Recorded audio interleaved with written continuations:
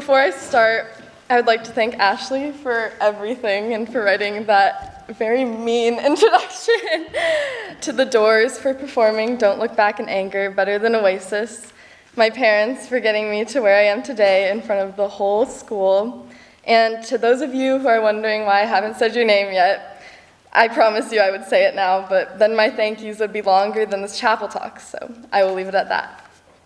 Ever since the first chapel talk I saw at Millbrook, which was my advisor, Miss Mack writes, I wanted to stand up here on the same podium and give one. At first, I just wanted to share a story with some wisdom that I may have, but now after experiencing only a year at Millbrook, I want to take this opportunity to make my mark on this community in the same way that it has made its mark on me. My mother always makes me introduce myself to the camera during any video-worthy moment, and I feel like today is definitely video-worthy. So with that, hello. My name is Ivy Brawley. Today is January 18th, 2024. We are here in the Millbrook School Chapel, and welcome to my chapel talk. I want to begin with asking everyone a question. Have you ever loved something so much that you get to a point where you literally want nothing to do with it? It could be anything, like a certain food, a song you've overplayed way too many times, a sport you've grown up playing, or simply just the wallpaper on your phone. Now, as I talk about myself, I want you to save that thing that you were thinking of so that we can revisit it later. You know that TikTok trend where it's like, I'm sorry, but you weren't a teenage dirtbag. You were in Seussical Jr.? Well, I was in Seussical Jr. It was actually the first play that I've ever been in. And ever since I declared that I would not be a teenage dirtbag, I have been completely obsessed with the idea of theater. I've always been aware that burnout is a very real thing, but for some reason, I didn't think that at 16 years old I would experience it, especially with the one thing that I felt somewhat destined to do with my life. People always ask me why I switched schools junior year, and while there are so many reasons, the main one was that I didn't know what else to do. I was scared. My love for art was dying, and I was afraid that it would never come back. All of my friends and I entered 6th grade at our competitive art school with dreams of being award-winning actors and groundbreaking musicians. But by the end of my freshman year, these dreams that were once so prevalent in our everyday lives began to be a memory. Maybe this negativity that I felt was only a part of navigating high school, but as my friends and I transitioned into the last step of our childhood, I couldn't help but feel alone with my dreams and confused as to why I still had them. Going into my sophomore year, I knew that I had to switch schools, and when my cousin Owen told me about Millbrook, I knew that this school would soon play an essential role in my life. It was hard for me to grasp the idea that I wouldn't be graduating from the school I had been at for the past 5 years, but after one very clarifying phone call with Owen, my worries seemed to drift away. He told me that this place isn't just a regular school, that I would find people who would be in my life forever, and I would make memories that I would have never imagined possible. And I would leave Millbrook only wishing that I had more time left. I honestly wanted to hate Millbrook so much, but the second I stepped on campus for my tour with Remy Kalmbach, I knew that no matter what happened during my time here, I would only part this place with love and gratitude. Although switching schools for my junior year was extremely challenging, I can confidently say that everything Owen said was true. However, it was only true because I made it true. Not every day is going to be sunny, and not every memory is going to be a good one. I've learned so much here in such a short time, but the main thing that I will part with is that things in life are only as good as you allow them to be. As my junior year concluded, I drove away from campus for summer break, playing High Tops by Del Water Gap with an innumerable amount of tears streaming down my face. There were both sad tears and happy tears, but mostly they were thankful tears. One person who I really want to call out and thank is Miss Lifter. When I left my old school, all I wanted was to get away from theater, which I know is very surprising. Part of me felt this way because I was burnt out, but another part of me felt this way because I was giving into the stereotype that began to surround me. Theater kids are weird. Yet, the moment I got to Millbrook, I found myself falling into that never-ending theater hole that has consumed me for what feels like my whole life. I felt trapped in a way. I didn't know anyone here, and it was hard to put myself out there and make friends with people in my grade when I didn't share a sport with almost any of them. I remember calling my mom after the first rehearsal of She Kills Monsters, the fall play last year, asking her why she encouraged me to do a play called She Kills Monsters. I was mad at her for not immediately encouraging my idea to switch to JV soccer, but she told me to just give it a chance. So I did. I don't think Miss Lifter knew that I was on the fence about the play going into it, but through constant perseverance, she taught me to see theater through a different lens that I had never seen it through before. More importantly, she helped me learn that although every flame dims and burns out, it can always relight. If you really love something, it will always find its way back to you. I feel a little stupid when I say this, but when I act, I feel magical. I feel this way because I love it. I don't have this feeling with anything else because even though I wish I had my chance on that soccer field from time to time, deep down, I know what I'm meant to do. One day last semester, I watched a varsity girls soccer game, and I realized that theater and sports weren't as different as I thought. Like how theater has directors, sports have coaches, plays have actors, and sports have players. The more I thought about this, the more I saw the world differently, which I know sounds a bit dramatic, but when you really think about it, Mr. Downs is like our director or our coach in our life at Millbrook, and we are like our lead characters or most valuable players. So, with this connection, whether it is a sport or an art or neither, I wonder if when you do that one thing you are so passionate about that it drives you crazy, do you feel a sense of magic? I've been lucky to have been raised with the mentality that nothing is worth doing if passion and love don't drive it in some way. I love acting, and I love the magic that it brings to my life. So, as the summer months approached this past year, I became interested in doing a summer program for acting anywhere I could. Earlier in the semester, Ms. Lifter had given me a sparkling list of places to audition for, but there was one specifically that stood out to the both of us, Powerhouse. From the beginning of auditioning for this program to move-in day, I had no idea what I was getting into. As I pulled up to Vassar's campus on the first day, I was filled with nerves rushing through my body. Even though I had just experienced being in a new setting at Millbrook, I figured out very soon that that feeling when you get when you're new never changes. When I stepped into Cushing House, my dorm for the summer, I was handed a sheet from a man with a kind smile. I quickly started to scan it. Every second of the next 6 weeks was accounted for in a color-coded schedule, but still, after receiving it, I had no clue what I was about to do for the next month and a half. I was stuck in Poughkeepsie in the middle of summer with no air conditioning, no friends, and no clue what was happening. Doesn't that sound exciting? After realizing I was the only 17-year-old in a program where most people were in their mid to late 20s, I knew even more that this experience would be nothing short of a challenge. I was so nervous, I can't even put it into words, but as I did with Millbrook, I could only trust the process. I knew I would never have another experience like this, so instead of focusing on what I viewed as my weaknesses in the group, I shifted my viewpoint and took every opportunity like it was my last. I focused on one day at a time, which is way easier said than done.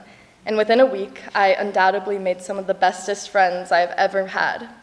However, I think the fact that I had a Trader Joe's cookie bucket, a massive bag of Funyuns, and a red speaker blasting music everywhere I went played a very strong factor in these friendships being made. If you know me, I can guarantee that we became friends for at least one of those factors. Every day, I think about how Powerhouse has changed my life for the better. But I can say without a doubt that I would never do it again. I know some people who feel extremely similar about a sports intensive that they have done or an insanely laboring job. And like those things, even though Powerhouse was one of the most rewarding experiences I have had thus far, I don't think I could repeat it. I thought burnout was a one-time thing, but soon after enrolling in Powerhouse, I learned that this was not the case at all. After constantly acting for 14 hours a day, every day of the week, I was wiped. It was a lot, and that color-coded schedule did not aid in those moments of exhaustion.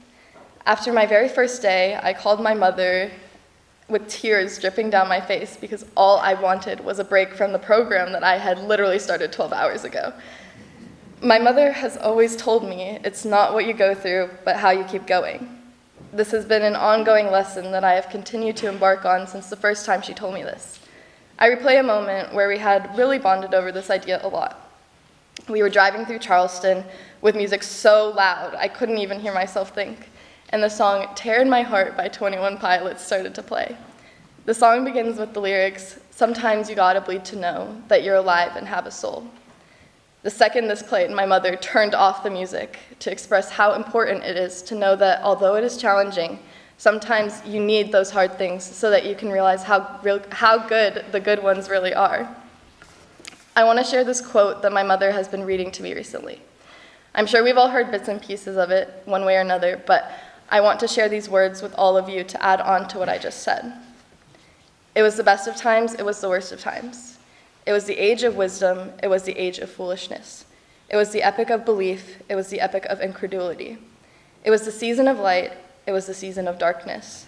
It was the spring of hope, it was the winter of despair. Again, my mother has conveying this quote and its meanings to me, especially when I let the darkness get away in the light. I've never understood how you can love a place or a thing so much and yet hate it at the same time, but you can, and we do. Everyone has times that they wish they didn't, but going through those only make you stronger. Cloudy imperfections make the brightest perfections shine even more brighter. And without adapting to this mindset, I would never be thankful for the impact that gross meals, mean words, or hard days have had on me. Even though Powerhouse was advertised as an acting program, it was so much more than that. For the short time I was there, it was my privilege to be there. It was where I met my family and the place that I called home. Of course, I learned an infinite number of things about being an actor, but I also learned things I never thought I would about myself and the world around me. After having this experience, I can definitely relate it to my time at Millbrook. I'm sure we've all had exhausting days, but I'm also sure we have all had even more invigorating ones. You may look around you now and see that you are in a chapel listening to some girl you may not even know, and listening to some girl you may not even know talking about how she likes to act. But is it that simple? Are we really in a school, or are we in a place that is helping shape us into who we are meant to be? Are we forced to do things like audition for a play or try out for a varsity sport? Or do we choose to push ourselves into new experiences to learn about ourselves and how we succeed? Towards the end of my time at Vassar, I was drained of energy, but even fuller of hope, love, and pride. Right now, after completing the program, all I can think about is how no matter how hard it got, I didn't quit. I kept going. I kept going not because I had to, but because I chose to. Or I wouldn't be up here today talking on and on about an acting program that you have probably never heard of. I feel like we never give ourselves enough credit for our own perseverance throughout our everyday lives. So why don't you congratulate yourself right now on being nice to someone today just because it felt right, or finally submitting that college application that has felt like a weight on your shoulders because same, or even sitting through this very long chapel talk. But especially congratulate yourself on making it through each day, one day at a time. My main takeaways from this program were not really the acting things, but the memories that came from them. The idea of taking one day at a time became very strong. Every day is new, and living in the past will not help you through tomorrow.